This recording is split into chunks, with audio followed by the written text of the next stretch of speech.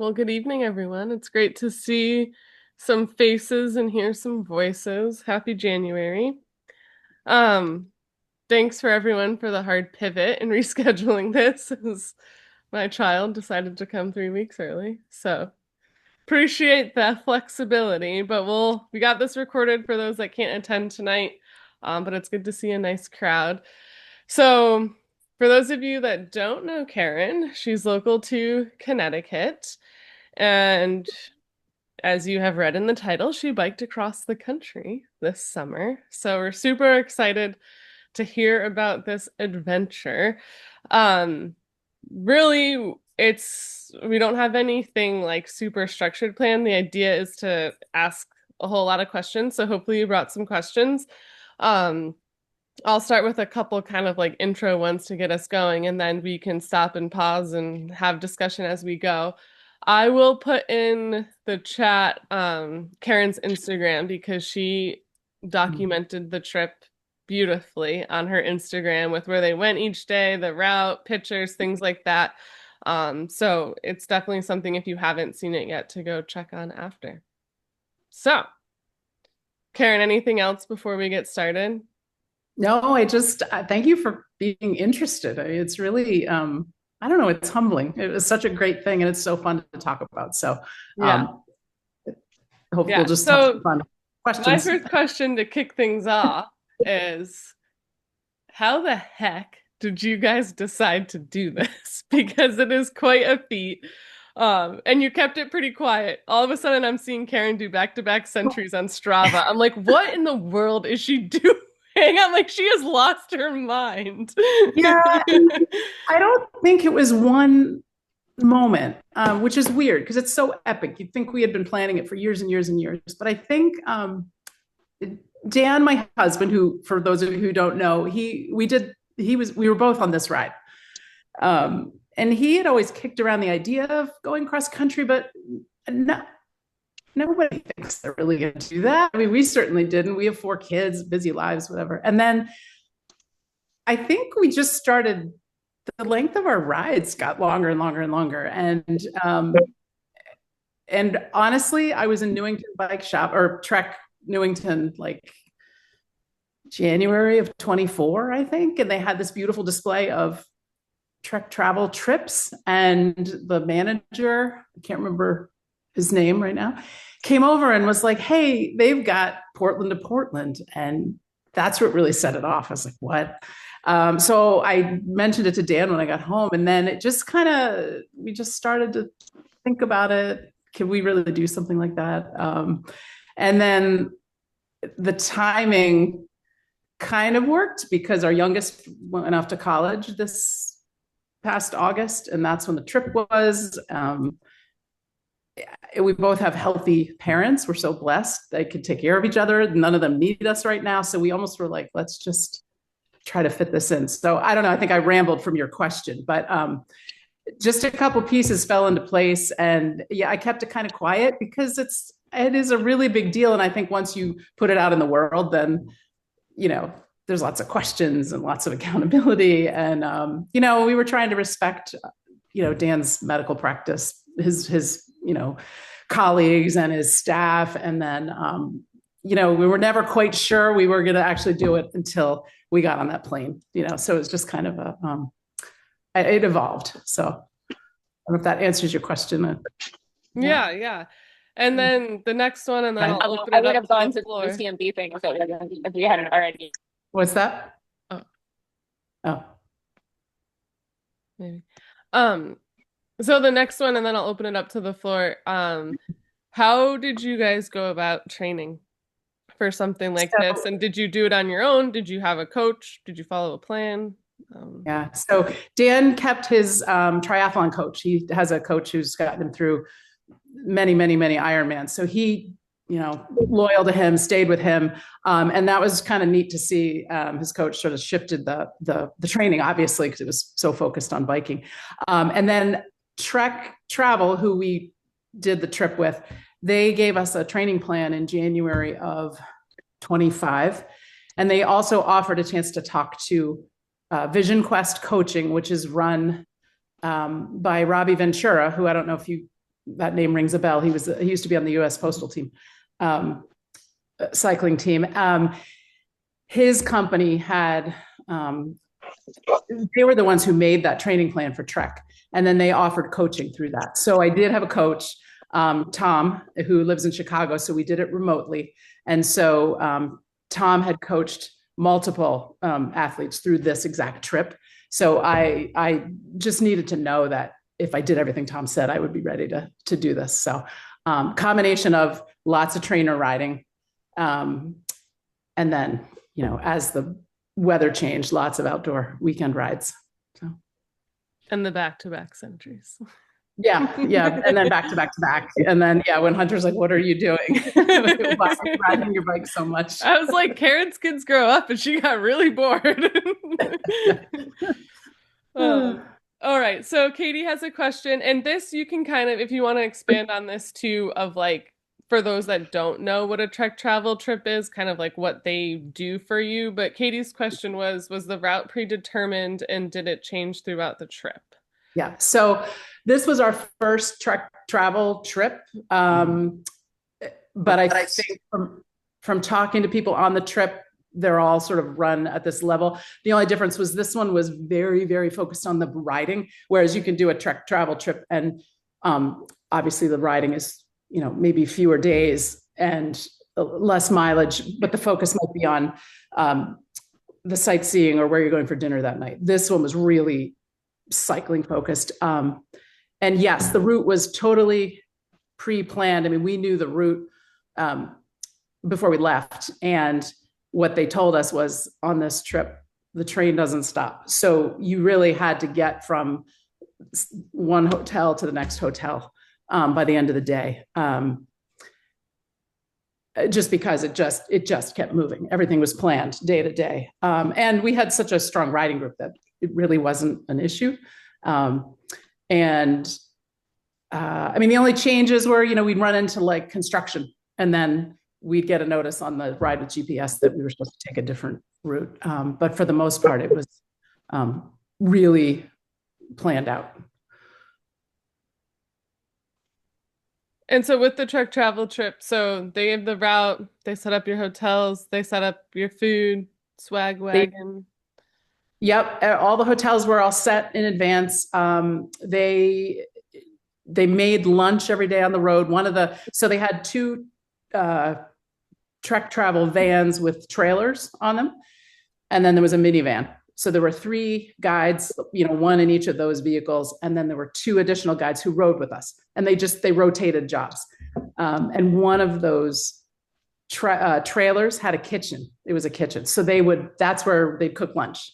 And so, we'd be riding all morning and then we'd all kind of gather at lunch together, which was great because you wanted to get off your bike seat for a while. And it was like a picnic. So they took care of lunch and they did, there was a rest stop about every 20 miles the whole way through, where they, refill water bottles, get drink mix if you want, lots of carbs, lots of snacks. And then dinner varied. It was either in a restaurant next to the hotel, or maybe it was at the hotel, or maybe it was, we're in Bozeman. Here's a list of restaurants, go pick one and have dinner. But Trek, if anyone's interested from this one experience, I would highly recommend their trips. Everything was so organized. We really could focus on the riding. Yeah. Okay. Lisa's asking, what bikes were you given? And kind of about that too. I'm sure that's a question. Did you bring your own or did they provide, and how that worked? And then what was the biggest challenge throughout the trip? So they provided Trek Domanes, which is a great bike. You could bring your own bike, but with the stipulation that they weren't going to promise they could fix it or swap out parts or whatever. So we all used their bikes. Most of us took our pedals because I had power pedals and our seats, and we took our measurements and they adjusted the bikes for us, which actually shout out to Danielle from Pedal Power. I had her do a bike fit well before I started the training, but in the idea was so that I could have my bike for this trip fitted exactly. So, and they would check the bikes whenever they needed to be checked. And then when we got to Madison, Wisconsin, where Trek's headquarters are, they actually like put on new tires and they almost redid the bikes. The next day we started our ride and it was like we were on new bikes. Was that it about the bike? I can't remember. Yeah. And then what was the second? The biggest challenge of the trip.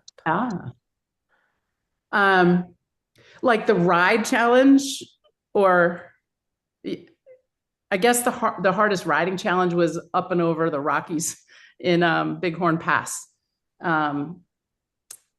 That was a 20-mile climb. Ooh. It was 10 miles of 10% grade. And then I think the average grade for the 20 miles was 6%, but it was 10 miles of 10%. And it was hours. I mean, you can imagine it took hours and hours and hours to climb.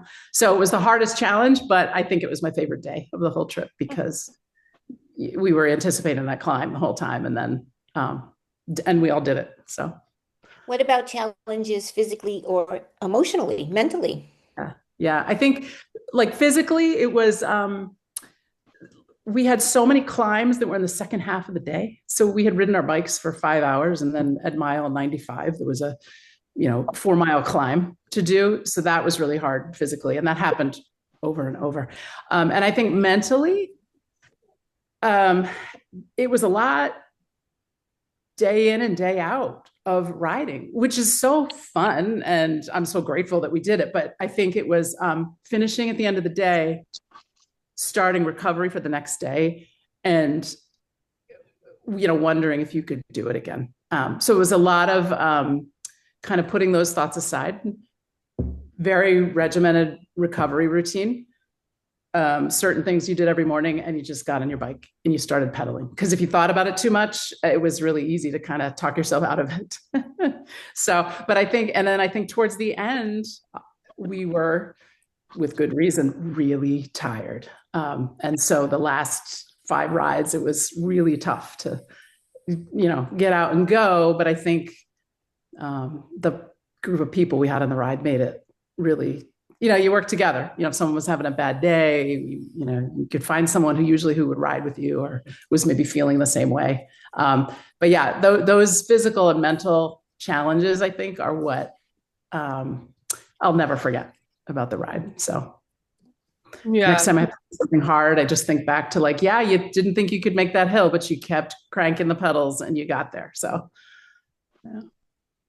yeah. So you were talking a little about the people you were on the trip with. I don't think Jane's on this call, but she sent in a bunch of questions. So one of those was, did you mostly ride with others on the trip? Did you stick with your husband? How did that work? And how many people total were on the trip? Yeah. We started with 23. One gentleman dropped out. He had some health issues that had started before the trip, and then it just riding in the heat in the beginning and stuff affected him. So he left. So it was about 20 of us. Dan and I rode in different groups most of the time. There was a group of three or four guys who were like, they went fast. They had fun. They just went ahead. And like the whole 20-ish of us were really strong riders, but I kind of rode in the middle group of about 10 people pretty consistently. And then Dan would kind of bounce back and forth between the groups, or depending on the ride, if we wanted to ride together, we would. But for the most part, we did not really spend our days riding together. And it was fine because then we'd see each other at lunch and it was fun. And I think at the end of the day, then we had a chance to trade stories. We hadn't done the same thing all day long because it was, we were in the hotel together, we were eating together. It was a lot of together time. So I think the riding time separately was good. We trained together though, like those Century rides we did most of those together. But we've been riding together forever and we can figure things out, we'll match our workouts to each other, but on the actual ride, it was fun to do our own thing during the day. Nice. Yeah. Okay, so that answered Katie's question too. How many people in the group? How big was the support staff? So it was the three in the vehicles and the two riding with you all. So five people. 5 people. Yeah. And Cool. they were unbelievable. I mean, they're amazing human beings, and they were so excited to help us accomplish this Yeah. feat. And all like such strong riders. It was so fun to ride with them. Yeah. Yeah. I have two. Jessica. Oh, Oh, sorry. Can I hold go on. ahead? Yeah, go ahead, Maria. So I have two questions. So the first was, what kind of riding have you done like this before? Like, did you? I don't know you, so I'm sorry. I'm down in Middlebury, so I never get to ride with any of the women on wheel people.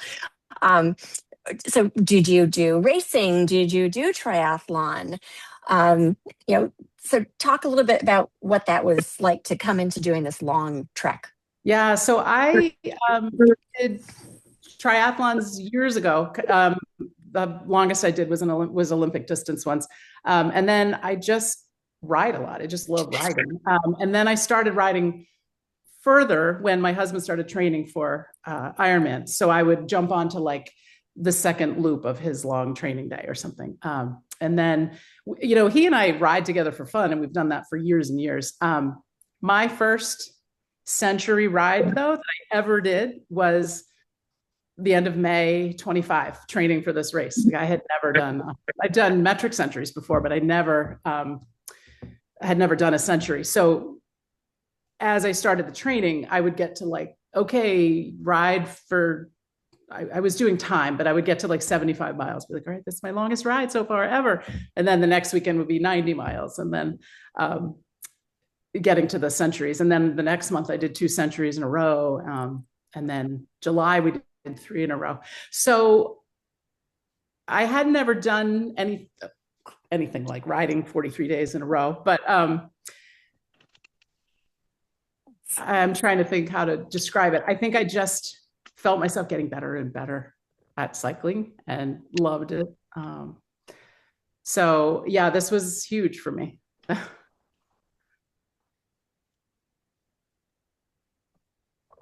Did you have a second question, Maria?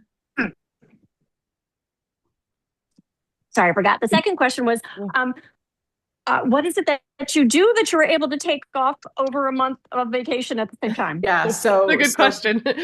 Good question. So I actually was a stay-home mom for a lot of years, and I've been lately running a very small business that we own. So I hired someone to take care of the things that had to get done, and then my employees kind of kept it going as I was gone. So I was really fortunate to be able to get away. And then Dan has a hand surgery practice with 2 wonderful partners who kind of took things over. And what we sort of said was, well, we're kind of in charge of our own, his practice in this business. So we can do this. There are consequences, of course, but we were sort of in control of our time. So it wasn't easy, and coming back and getting things going again, we're still working on that, but we feel really fortunate that we were kind of in a position to make the call and take the time. So, and I think too, neither of us is sure we're going to ever retire. So we sort of looked at it as, let's kind of make this just this big event and figure out how to do it now while we both can still cycle this far. Yeah. And that I think your point of being the right age for it, your kids are off, you're probably your 50s, I'm going to guess. And it's a prime time. So right. You're making me really inspired. So thank you. Oh, well, you're welcome. Yeah. And that led into Jessica's question, which was just the cost of the trip. And I think if you want to, I looked it up, so I know, but, and like what it includes though, because when you broke it down day by day, it's not as alarming as a number. Yeah. So alarming is a good word. Yeah. But again, I guess going back to that idea that, if you look at it as something, maybe we do something huge when we retired, like this was sort of it for us. And I think that, we all make trade-offs with what we do and how we spend our money and our time. And I think that's the way we looked at it. So, and it was, trying to think. We used their bikes. All the lodging was included, like the tech support for the bikes, all the food except for a couple of one-offs on the rest days. I'm trying to think what else. I guess just all the planning and all the logistics. And some really nice celebratory dinners, and route planning and support. If I'm forgetting anything. So yeah, so not inexpensive, but I don't think that Dan and I would have done this kind of trip a different way. And it wasn't luxurious, but neither of us are campers. And I like hats off to people who do this and carry their gear and make their way across, which must take longer. But this was kind of a perfect situation to allow us to get this kind of epic event done. Awesome. Okay, Stacy asked, all road riding, trails, some gravel. What was mostly road riding. There was some bike path, a decent amount of bike path riding in certain places, which was a lovely break from double trailer logging trucks that are coming on a 2-lane road around you. Or we did a few stints on I-90 out west, which is not like I-90 in Boston, but still a little harrowing. And then, we ended up on some gravel sometimes. And the only, the only trouble we had with like a fall happened when we were on that gravel and it was muddy one day. And one of my friends kind of flipped over her handlebars, but got up to ride, finished the ride. So it was a mix, but it was, I would say 90% was on the road. Nice. And you had touched on like you had a recovery routine at the end of the day and to get you kind of going the next day. What were some of the things you did in that?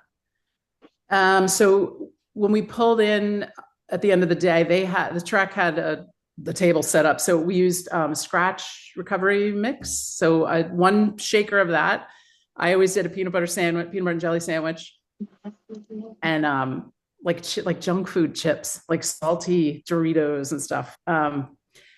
And then Dan and I had brought a portable, like a blender thing. I can't think of the word for it, like a little plug-in blender. And we did protein shakes we did protein shakes every day in the hotel room, and then ate as much protein as we could at dinner. And then another thing we did was, if the hotel had a tub, we did cold soaks for our legs every night that we could. And I think it helped. I mean, I had to finish the ride, so I assume it helped, but I did that right before bed every night that I could.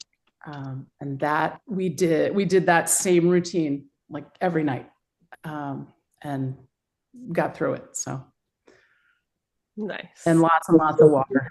Yeah. I like this question, Lisa. What was your favorite snack out when you're riding, like energy kind of snack? Let's see. We were laughing because we ate junk food like crazy. I'm going to give it to packaged Rice Krispie treat bars, which is so terrible. I would never eat them in real life. But when you have a hill coming up, or, it's 100 degrees and you've got, 50 miles to go, they're insane.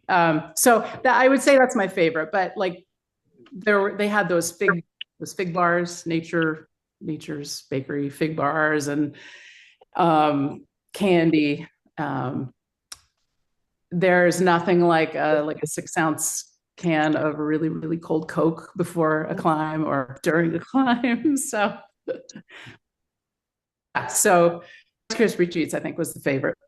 Haven't had one since the trip, but and Jane had a question about that a little bit. How did you stay well hydrated on the hot days? And then was it easy to stop and refuel? I think you said every 20 miles. It was about every 20, but like for the first week, we were riding in 100+ degree weather. And so the stops were more frequent, and or they drive by and offer water and stuff. So I used Tailwind for my hydration. Trek provided noon tablets, so people use those. And then on a couple of those hot days, I used salt tablets, which I had never done before, but did it on this trip. So it was easy to stay hydrated only because of the support that we had. And then, or you could always pull into a gas station or something and grab a drink or a Gatorade or, something. Yeah. So those beginning days, especially when it was so hot. Yeah. There were lots and lots of stops. Yeah. Yeah. And kind of two parts here. Jane had asked about like what clothing to pack, and did Trek advise you on that? And then on the long lines of nutrition, did they give recommendations around that? Like, you obviously knew how many days it was going to take, but did they give any information on that? You mean like what to bring or what to? Yeah. They gave us a lot of detail before the ride of the brands of stuff they were going to have, so you could either get used to it or bring your own if you wanted to. And we actually so we had a couple of rest days, and I had made boxes for us, so Dan and I kept we shipped ourselves stuff, so we had another bag of Tailwind or another bag of protein powder. And you could have done the trip without bringing any of your own hydration or snack food, but I think we just wanted a few different things than what they had, so we brought that. And what was the first part? Oh, gear. Clothes. Yeah, clothes, gear. They did give us a really, really specific list of things to pack, and we were lucky because it rained for 2 hours the entire 47 days. So I got some very cool rain gear that I never even unzipped the packing cube. And cold weather gear. I mean, we needed like a jacket and some long bibs once, maybe 3 or 4 days, but the rest of it was hot. But they did give a really good packing list. And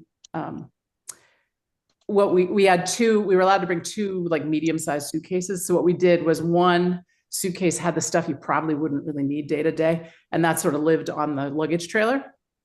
And then the other one was the one that you thought, your PJs and maybe 4 kits for the week, and you kind of, so that you would only have to drag one suitcase in every night to the hotel, because a lot of times we were also taking our bikes up to our rooms. And on day 20, you're a little tired when you get home. So they really did help us pack. And the other thing Dan and I did was we got connected with someone who had done the ride last year through my coach, and we had a chat with him, and he gave us some good advice about what to pack and how to pack. Nice. All right. Katie asked, you mentioned Ride with GPS. Did they have bike computers? Did you bring your own? How did that work? They had Garmin's for us, and the rides were all programmed into it. So we used that. And I also brought my own because I left the one Trek gave us, I left the map up the whole time. And then I used mine for if I wanted to see my data, my power data and things like that, my heart rate. And I just thought that might be easier than toggling one computer back and forth the whole time. So, but they really did provide everything you needed. I didn't need to do that, but the gentleman we talked to who had done the trip last year had done it with 2, and I thought that sounded a little easier. So, yeah. What was your favorite state to bike through? Ooh. So if I have to pick one, I guess I loved our ride in Idaho, and we were riding next to a river all day and just pine trees everywhere, and it went on and on and on and on and on. So I think I would say Idaho, but everything else, it's like they're all kind of even. They all had something different, right? Wyoming had really nice roads. You notice stuff like that when you're on the road, right? You're like, wow, the shoulder's really clean in this state. This is great. So lots of reasons to like each state we were in. Yeah. And like I said, I put the first thing in this chat is her Instagram. So go check that out so you can see all the pretty pictures. I should say, because most of us, I think, are New Englanders. When we got to New York, Vermont, New Hampshire, Maine, it was late September, early October. And I have to say, ladies, like we live in a beautiful place. Like, it was fall, and people who weren't from here were just in awe of the scenery and so when I say what was my favorite state to ride through, I have to shout out our home states. Okay, let's see. We got from Elaine. Did you have any injuries, saddle sores, things like that you kind of had to manage? Any niggles? I was lucky. No, nothing really to speak of. There, part of the recovery routine though there was a lot of care going on with taking care so you don't get a saddle sore, and then one kind of chamois butter the whole time, like reapplying chamois butter during the day. Just taking care of that skin at night. So I feel lucky, but it was also work to make sure that it didn't happen. Beyond just muscle soreness and stuff like that, nothing really. Did you buy like brand new bibs to do the ride in, or? I'm some, but like I broke them all in. I mean, nothing was new. And part of training on doing all those long rides, you sort of were flushing out, what's a good kit for a 100-mile day? What's, am I going to switch chamois butter? So kind of just figuring all that out during the training was really, really important. So, yeah. And shout out to the Women on Wheels kit. That was a long day kit for me. Yeah, I loved it. It was really, yeah, I loved it. So nice. That inner force. Lisa asked, was there any safety concerns on the road, traffic? I know you mentioned the logging trucks at some point. Yes. I mean, we all rode with, front lights, and we rode with the radar. What are they? Car back radar. Yep. And I think we were all really kind of cognizant of safety. And I think riding in a group helped. There were days we were on the highway and we'd make sure we were in smaller groups so cars could kind of pass 3 of us and then pass 4 of us. So we didn't have any issues with it. So if that's what you mean by concern, nothing really happened, but everybody was aware of, being careful and taking care of each other. And I didn't feel like we were put on any roads that were super dangerous that we shouldn't have been on. The tank in New Hampshire was a little tough because it was leaf peeping season. And that was one day where I was thinking maybe a Sunday in October isn't the best day to ride up and over the tank because there's so much traffic and they're not paying attention to bikers on the side of the road. It's so narrow there in some parts too. Yeah. And you're cranking uphill. So you're not really, your mind is not totally on safety. You're trying to get up the hill. But I think Trek plans the routes to kind of avoid some busy roads. I think they consider that when they make the plans. I mean, most of the time we were on 2-lane farm roads and you wouldn't see a lot of cars at all. And even the days on the highway, it would be a Sunday morning in Montana and there wasn't too much traffic. So, yeah. Katie asked, how early would you start biking every day, and kind of what would you eat? What was your stretching routine before you got on? What did that look like? I did my mornings. I didn't stretch a ton, but I always took a warm shower, and I actually used the Theragun in the morning to kind of get things warmed up. I'd say on average, we probably started about 7 every morning. In the beginning, when it was hot and it was going to stay hot all day, we'd start earlier. We'd start 6:30 some days. Usually it depended on when we could get breakfast. So as soon as breakfast opened, we'd go like 45 minutes after that, just to make sure people could eat. And I just ate sort of a normal breakfast, nothing special. Because I think remembering that we weren't racing, so you could eat and then you were going to ride kind of aerobically most of the day. And then, it was like breakfast, warm the legs up, drag your suitcase down, drag your bike down, get on and start pedaling. Nice. And what was the average throughout? So it was 43 days? The whole trip was 47 days, 4 rest days, so 43 days of riding. It was about 10 days and then a rest day the whole time. And it was 88 miles a day was the average. We did 17 centuries or more. And I think the lowest mileage day was 37, which to us during the trip was like, you know, it was nothing after all the long rides we did. But yeah, some really, really long days. Yeah, yeah. Especially those big climbing days. Right? Yeah. Did you do laundry on rest days? Yep. Yep. So like, once in a while we do it in between, but I mean, there was a lot of us trying to get, 2 washing machines. So Dan and I just we had enough kits along. And actually in those little care packages I sent, we would put a new kit in it, not new, but one we hadn't packed for the trip. And so that was fresh. But yeah, rest days usually consisted of sleeping in a little bit, finding a really decent cup of coffee in town somewhere, and then doing laundry. Yeah. Which also was like, most of the crew was doing laundry. So it was fun. Yeah, yeah. Jane, another question she had is, what did you learn about yourself on the trip? That's a deep question. Yeah. It feels sort of cliche, but I think it goes back to I could do really hard things. I mean, there really were some moments where I wasn't sure if I was going to make it up the hill, or I can't ride 10 more miles in the wind. And I got it done. So I think I just learned I learned about the depth of myself, and that I could train and get ready and do something that's really pretty hard. So. Mm-hmm.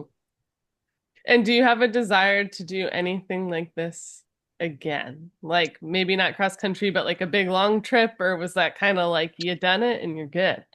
I think it's more the latter.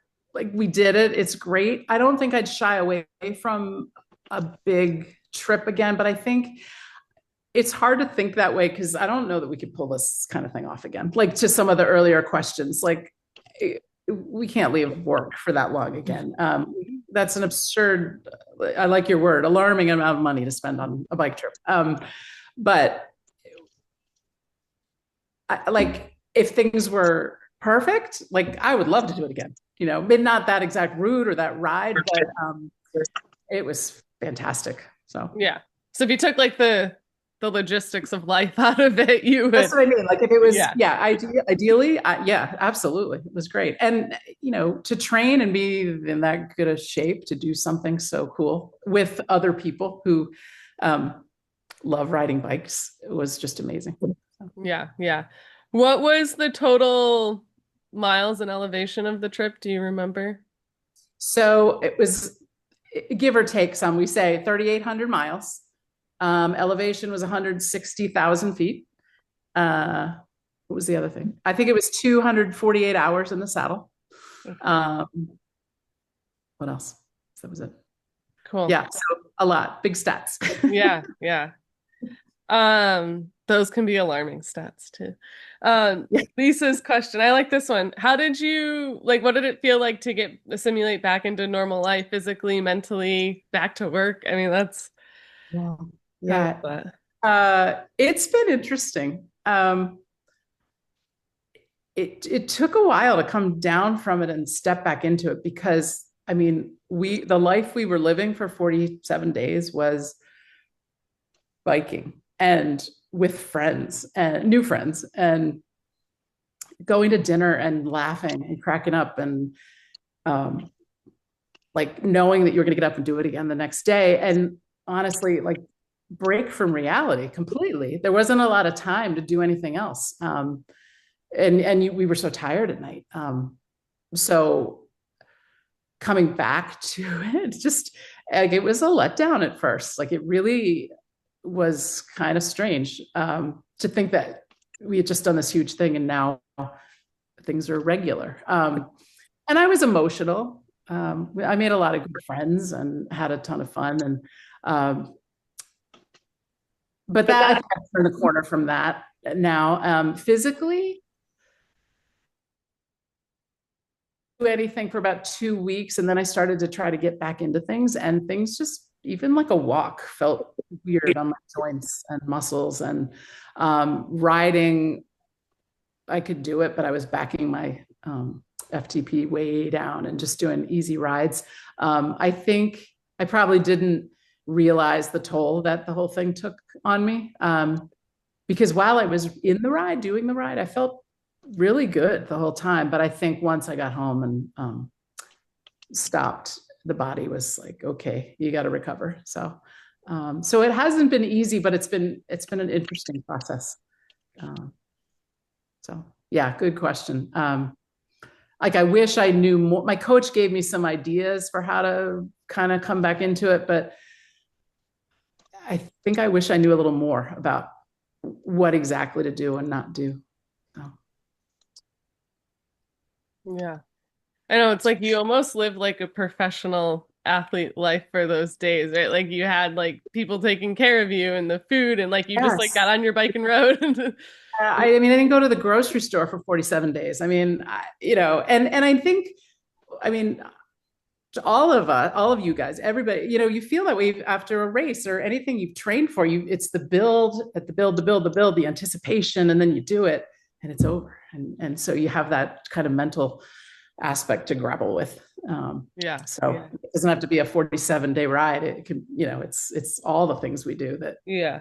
works out, and then you have to come back to life. So yeah. I know that was just some of the early questions I asked you too, was like, it's like weird. You like wake up and you're not riding with these people the next day. And even just like watching your video at the end, like that stuff makes me so emotional. I'm like, I don't even know who these people are. And I like don't even know your husband. I'm like, I just know you. And I'm like crying watching this video of you guys finishing. it was amazing.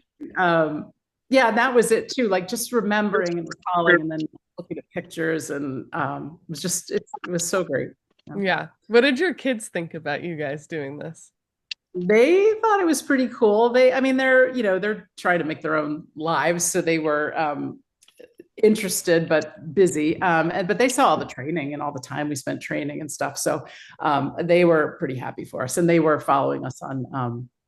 I did Strava for the trip and made it kind of a diary, so they were following us, and it was very fun. They didn't meet us at the end because it was a Tuesday afternoon, and they were all doing at school and all that. But we heard from them all. They were all psyched about it. So hopefully it was inspiring to, not necessarily ride a bike across the United States, but just to see the goal setting and the hard work, and then the feeling of success. Yeah. Yeah. I have a question about food. Did you ever completely not have an interest in eating, even though you needed to? And then also part of that is, did you lose weight on this trip? I had the opposite of not wanting to eat. I mean, I ate so much. I mean, I was hungry all the time just because of the calorie exertion during the day.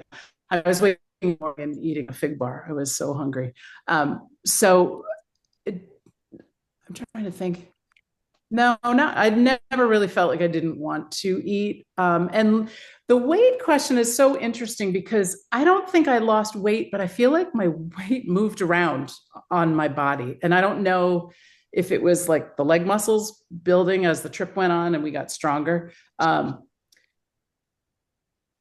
But we'd go, like, if we went out to dinner and I put jeans on and put a belt on, like that was different than it was before I left. But the number on the scale was the same or more. So it was sort of strange. So no, I wouldn't say I lost weight, which I guess is a good thing because we burned so many calories, but I was able to keep up with it. Yeah.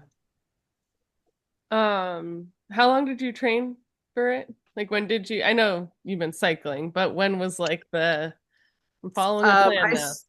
Yeah, I started with my coach officially February 1st of 25. So, months before. And when did the trip officially start? Left. The first ride of the trip was August 21st. August 21st. Okay. Yeah, so a couple winter months on the trainer, and then our Tuesday morning Women on Wheels ride, and then once the weather turned, long rides outside on the weekends. Yeah. But then you had like a base before that too. Like you had been riding, just not. Yeah, nothing like those distances, but yes, Yeah. I had been riding before that. Yeah. All right. What other questions do we have? I think I hit the ones in the chat. If I missed it, just shout out. Any other questions? What did we miss, Karen? What do you feel like? Well, I was going to say, I have to shout out like the women in the group on the ride were so strong and so fun to ride with. The whole group was strong and just a really good, nice group of people. And, everybody these are people who love riding bikes, obviously. Right. So it was so fun, but I became really close with 3 other women who were in our, like, called ourselves group 2, and there were about 10 of us.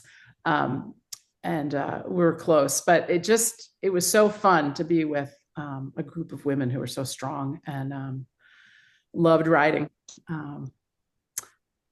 Trying to think. Did you see any like cool animals, like especially out west? Was there anything? Despite looking for 3,800 miles and did not see a moose, that's what I wanted to see. Oh my! We saw bison at Badlands National Park, so that was very cool, and prairie dogs in the same place. But otherwise, nothing that crazy. Tons of cattle, not wild, but because we went through so much farm country, and they were funny to go by because usually they'd pick up their heads and track us for a while down the road. And then I guess thinking back to like, what did we miss? The country is beautiful. It was so wonderful to see it from a bike seat. And I think Dan and I were both sort of in awe the whole time, that we had the chance to do this. Like every day I was just smiling because I don't think I could believe I was actually riding my bike across the country. So much gratitude for the chance to do it. And I just think that it was really cool to see a different part of the country where, like, I don't think I'll ever look at like a loaf of bread again. Like we went through so many wheat fields and you see like the work that goes into it and the giant fields. And I just think that was a really special part of it. Yeah. Did you guys, I know it was probably hard, but did they take you to any like sites to see like as you were riding or? They didn't take us, but we had a rest day in Rapid City, South Dakota. So we did we rented a van and took a quick trip to Mount Rushmore, check that off the list. We went through Badlands National Park in, I think it was Mitchell, South Dakota. There is the one and only Corn Palace, which is just this, like, auditorium place. It's like a tourist trap. It's a big gym, but so we did that. We went by the Jolly Green Giant statue in Minnesota. So not a lot of official sightseeing, but we did. Still beautiful. Rode through Cuyahoga National Park in Ohio, which was gorgeous. So yeah. Cool. Stacy asked, did your husband find a group of people and some good camaraderie too? Yeah, he did. I think I mentioned before, there were 2 other guys who the 3 of them were typically in a group together, and they were kind of off the front.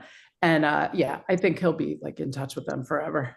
It just, like I said, it was a nice group. And I think, we're both pretty busy people. He's really busy at work, and it was really fun to like see each other relax. And I don't know how many times you get to make friends as adults. I mean, I know some of us in this group have, which is really special. And, but that was a really, really fun part of it too. Like we felt like we were at summer camp.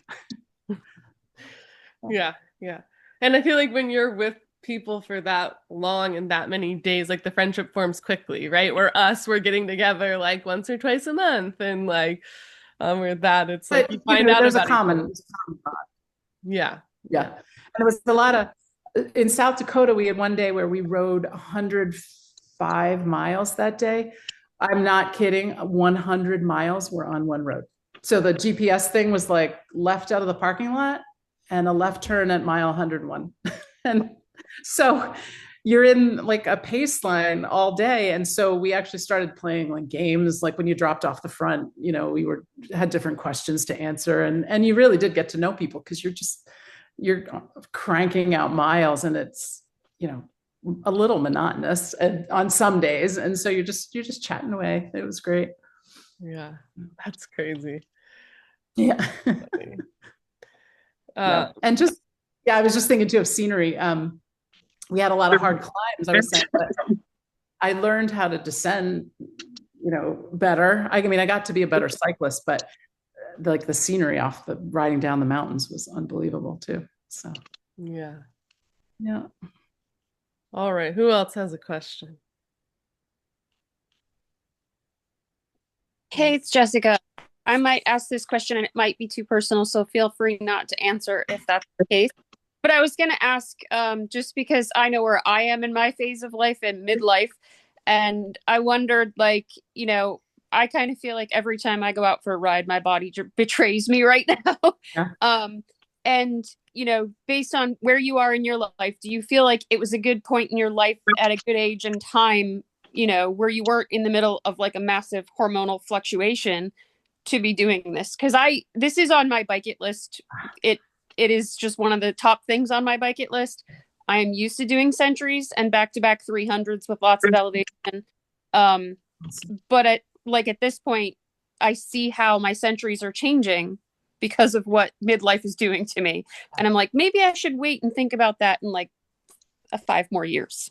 Yeah.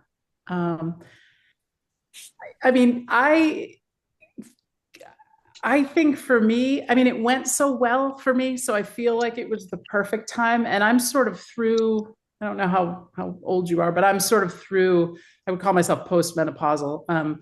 So I feel like some of the fluctuating has stopped. And I can be a little more consistent. So I mean, I don't know what I would tell you. I think just, I'd love to say just go for it, but I feel, I don't know if there's a best time to do it or not. And I think most of the people on the trip were on average, probably 55 to, there was a 74-year-old guy, but most of us were probably 55 to 65-ish. Okay. And I mean, I think that has to do with, who can to our point, who can take that much time to do it. And, the what did we call it? The alarming cost of it. There's a certain subset who's going to do it. But I don't know what to tell you, but at my age, it went really well. It was good. But like I said, I'm through some of the fluctuating things. I'm sort of steady right now. So thank you. Yeah. Any other questions? I think this is amazing. So are you to go to Europe now and do a tour, even if it's not 42 days? Are you going to do something in Europe and try? I think probably another truck travel trip is on our list. And I might do that. We have a big anniversary coming up. So I was thinking maybe we'll do a shorter trip, but do it in Italy or something. I mean, the stars have to align again, but I think so. And there's also there were 3 people from the trip from the UK. And so people are already talking about where are we going to reunite and do another ride. So I think that might be, sometime in the cards. Not this year though. Yeah, that's a good question. And for people, just so they know, go on the Trek Travel website. They offer a wide variety of trips, a wide variety of prices, a wide, 4 days to multiple, a month and a half, right? So there is definitely opportunities I think for a lot of people through those trips. Most of their trips are a week, things like that. This is the total outlier. And they do different levels too, or different distances on the trips, right? There's some that are, you can go on one trip and it's got the shorter mileage and longer mileage if you're going with a couple or friends or something. So it's worth checking out. Yeah, and I think some of them even you can ride e-bikes. So, Mhm. you could go with someone who's not as avid a cyclist as you are, or if you just don't want to do all the work, you could use an e-bike. Yeah, yeah. Yeah, it's like good to know someone that's like done a Trek travel trip just because I think the logistics and stuff, you're like, does this really all work out? And they really do all this for you. Yeah, yeah. And I guess if they could do it on our trip, they must do it on, shorter trips, right? Yeah, yeah, Nicer accommodations and things. Yeah. yeah. Yep. Okay, Lisa's asking about the average speed on the straights and what was your fastest downhill? She said some were probably Um, pretty steep, right? yeah, and actually I was looking back at some notes in preparation, and one of my journal entries was, I forget where the descent was, but I was like, I hit 35 miles on the descent today, 35 miles an hour. And then in parentheses, I said, I spent most of the descent at 30 miles an hour. Like, that's crazy for me. That's crazy. I think my downhills mostly I tried to keep it like 20 or 25 because it was the first time on these roads, right? And you don't know what the next corner is going to bring. And what was the average for the straightaways? Yeah, yeah. So they said before the trip, you were supposed to be able to average 15 miles per hour. And I would say that we all were a little intimidated by that and came ready to do, 16, 17 miles an hour because nobody knows, like, am I going to be the one left behind? But I would say that in our pace lines on a flat, we were like 18, 19. And by the end of the trip, we were getting stronger and stronger and stronger. Like there were days where we'd be like, let's just take it a little easy. And we cranked like 20 miles an hour into town. But that, it's when you're with a pace line doing that, it's easier, right? So, I mean, over the whole trip, I was probably 16-ish, 17-ish miles an hour, I think. So pretty, I mean, strong. And it was very fun to watch how over the course of the trip, we all got stronger. You could see it in everybody. That was very cool. Yeah, that's cool. All right. How long, like, I know it like varied, but average a day, were you out there like 8 hours, 6 hours? Yeah, average probably 8. Yeah. Maybe average 7. There was a lot of days that were 8, and I'm including like the lunch break and all that. Mhm. The goal was to get to the next hotel by 4, and we did that all but maybe 2 days because you're trying to recover for the next day, so you don't want to ride till 7 at night and then not have enough time to get enough rest for the next day. Some days we'd pull in at 2:30 and feel like we had tons and tons of time, which was great. But yeah, so 7 or 8 hours a day. Yeah, yeah. Was there any nights you had trouble sleeping? I know, like, just after doing a triathlon, sometimes that first night I really struggle to sleep, and it's like the second or third night I get good sleep. Was there any like challenges with that? Yes. Yeah. Dan actually took our own pillows though, because we were like every night a different hotel. So let's have one thing that's consistent. So that was great. I recommend that. And there were a lot of sleepless nights because sometimes you just can't get your heart rate to calm down soon enough. Or sometimes it was just like a little trepidation about the next day's ride, or I feel like we were eating a ton to recover and to be ready for the next day. But then sometimes it makes sleep hard when you're digesting the burger you ate because you thought you needed protein, or so yeah, a lot of that. But I also learned that worrying about a bad night's sleep, it didn't matter. We just got on our bikes and started pedaling. But yeah, it was there were some nights of not great sleep, but we made it. Yeah, yeah. So you kind of did what you could. Like I said, we had our own pillows, had kind of a routine. I tried to do my tub soak right before bed so that that was sort of relaxing, and tried to get to sleep. And then I just told myself, as long as I'm laying here resting, it's good enough. So Yeah. Horizontal. right, Yeah. feet up. Yeah. Kim, I didn't know this about you. Kim said she did 35 years ago, she did a cross-country trip from Seattle to New York City, then to Lake Sunapee. They did 3,664 miles, 9 weeks of riding with 9 days off. Oh my God, that's Very awesome. cool. So you rode north to Sunapee's, New Hampshire, right? Yeah, Is it? Yes. Yeah. yeah. There you That's are, Kim. incredible. Hi, Kim. I didn't Did know you you carry did that. your own That's gear? cool. Yeah. You When I was did? much younger, but I've really enjoyed having you restore some of those memories for me. And just wanted to share too that you're only the second person that I've met since then outside of the group that I rode with that has accomplished that. So kudos to you. Well, likewise, that's incredible. Yeah. Incredible. Yeah, it's a lot of work, Great but it's lifetime memories. right. Yeah. Congrats. That's amazing. Yeah, for I you for just love sure. all the ways you can do it too. Right? Yeah. Like there's so many ways to get across the country. Yeah, we bike packed and grocery shopped almost every day so we didn't have to carry our food. So, Oh, right, right. But still, yeah. but you had to do that after riding all day. Yeah. We crossed paths at one of our rest stops with a guy who was riding from Alaska to Patagonia, carrying Wow. his gear.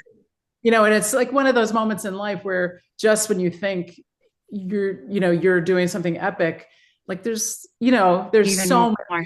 things that you can do. And it was really inspiring to meet him and chat with him and, Yeah. learn about his adventure. So. Did you run into any people like as you guys got to hotels, they were like, "Oh my God, what are you doing?" Yeah, yeah. They never like at first, you'd be like, you're what? Where'd you ride? It was, but uniformly positive, but just a lot of, people thinking we're nuts. But Yeah. that was another thing, like meeting people along the way was so really 201. Everybody was positive and, was curious about the story. And, it's nice to meet people in different parts of the country, different lifestyles, towns of, population 26 and, good, always a good learning experience, right? Yeah, for sure. All right. Do we have any other final questions? Karen's accessible through our group if you think of something. So, anything else, Karen, you want to make sure we know before we wrap up? I don't know. I just, it was great. And I love talking about it. And I don't know. I look forward to riding with all of you guys. And, Yeah. it was the Women on Wheels kit was a great conversation piece too. And I think when I got really back into Women on Wheels, part of the reason was to kind of break my cycling away from Dan, Dan, because we ride a ton together and we love it, but I just had to show myself that I could do this on my own. And it just, I don't know. So shout out to our group. Yeah. Thank you. Thank you. Yeah. And then Karen Paquette shared with me, and I put it in our newsletter last month, the article that West Hartford, I think it was, they did. So I can put that on the page too, but it's worth checking out because there was the Woman on Wheels kit picture. So that was cool to see. Yeah. So Yeah. thank you. But Yeah, yeah, and just, I don't know, beautiful. spreading the positivity of it is really what it is. I mean, the publicity feels funny to both of us, but it's to share the story. Yeah, absolutely. Very cool. Do you have anything planned for this year yet, or is that a little bit intimidating still? Yeah, a little intimidating. And but I think what I wanted, we had so much fun training, and like we went to Lake Placid and trained there, and we did like we rode to Ski Butternut from what's the town? Great Barrington, from Farmington. And like I'd love to just do those things even without the goal in front of me, because it was so fun. And we did a couple of events to train, and so I think for now I'll just try to focus on those. Yeah. Doing those kinds of things. There's no big race or ride planned yet. Yeah, that was like during COVID, my brother and I did a century in every New England state because there was no racing. And it was like we tried to hit like a major climb in each state. That was like part of it. He did all the planning, but it's like cool to do stuff like that. It's like outside of your ordinary loops here that you do every day. And it's like Right. We are so Put close that to on so the much. maybe list. That sounds fun. Yeah, yeah. Well, and you've done some of the climbs. So like we did the Kank. Did you guys go through Vermont at all? Did you do any of the gaps there? We went through Vermont and yes, we had to do one, but I don't remember. I won't remember the name Yeah. of it. Yeah. Yeah, in fact, we were supposed to take a ferry across the southern part of Lake Champlain, but it had been so dry that the ferry closed down. So Oh, geez. we added 10 miles to that day's ride because we had to ride up to a bridge and like added a monster climb to that day. So Yeah, there you go. probably that, but I don't remember what it was. Yeah, yeah. Well, yeah, Vermont has like the 5 gaps ride, the 200 on 100. There's a lot of cool stuff you can do just like in New England. Yeah. Yeah. And it's hard to say no now to like a grade being too high or a climb too long. Yeah. It's like, wait, you can do that. You have to train, but you did it. Yeah, So. yeah. And now you can be like, I've probably done something harder than this. So maybe. yeah. Karen, do you find that a lot of people ask you, what are you going to do this year? I know that, like you said, Hunter, after COVID, I did something epic. And the next year, everybody was just asking me, well, what are your plans for this year? And it was almost like, yes, I did something epic. And now everybody wants me to do something even more epic to top that. Do you find that people are asking you that a lot? Yeah, I mean, the people who have asked me about this ride, they do. They want to know what's next. And I mean, I don't know that I'll ever top this. I mean, I don't know how I could, but yeah. And so it's sort of the same answer. Like I still love riding my bike, and now I know I can go long, and I like going long now. So but yes, that is always the question. And I'm like, can we just enjoy this one? Because it was great. Yeah. Awesome. All right. Well, thank you all for joining. Thank you, Karen, for sharing that with us. It's just so cool. I had so much fun following along while you were posting and everything. So I know that takes effort too, sometimes at the end of the day to be like, oh, I gotta post on Instagram now. The one thing I knew my family was watching too, though, so I tried to do that. I had a written journal too, which I started off pretty good, but like it's funny because there's holes in it and I was going to go back and try to fill it in, and then I decided to leave it because I can remember the reason why I didn't write that night. Like I had to turn my light off and go to sleep, or the day was so hard I didn't want to write about it. So Yeah. social media stuff was. I did try to do that every day, which is funny, for me, like that's the most I've used Instagram ever, but it was fun. So thanks for following people who did. It was very fun to see familiar, handles while we were changing hotels every night. Yeah, yeah. Yeah, that is a crazy concept. Sleeping somewhere different every night for 40 something nights. But, good big variety of hotels out there. I'm sure those are some stories within itself. Just wanted a shower and someplace to lay down, right? It didn't matter. Yeah. At that point, you're like, don't look, just walk in the room and go to bed. Yeah. Thank you for your questions and for having me and listening. Yeah, absolutely. Hunter, thank you for hosting, and Karen, thank you for sharing your story. Yes. Pleasure. You can tell. Yeah, it was great seeing you all. I'll get this posted on YouTube probably tomorrow, because if I don't go to bed right now, then my time gets very limited for sleep. So I'll get this posted tomorrow in case you want to go back or share it with some friends. Spread the word. I think trips like this are super cool, and even more so like when it's someone we actually know and ride with. So thanks. All right. See you out there. I truly loved learning about this. This was so fun. Thank you both. Yeah, good seeing you, Katie. Yes, Long lost Katie in Iowa. Yes. All right, everyone. Have a great night. Thank Thanks. you.